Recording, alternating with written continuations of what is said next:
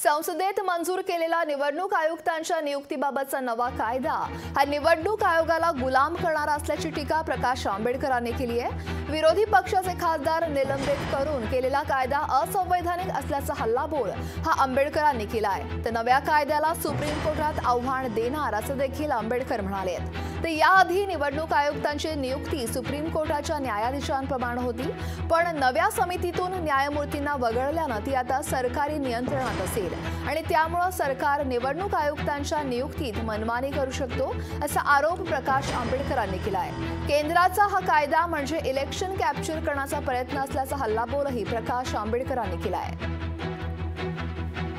सभागृहातून सस्पेंड केल्यानंतर पंतप्रधान नरेंद्र मोदी आणि अमित शाह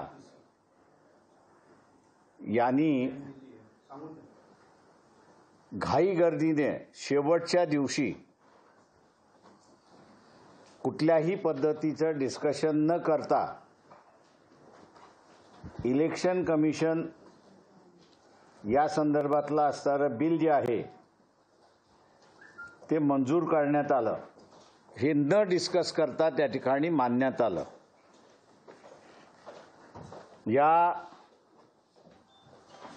बिलाच्या माध्यमातून इलेक्शन कमिशनचं ऑफिस एक सरकारी ऑफिस त्या ठिकाणी करण्यात आलेलं आहे।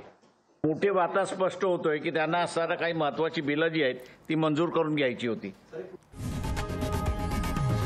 लोकशाही मराठी ऐका, पहा, जागरूक रहा।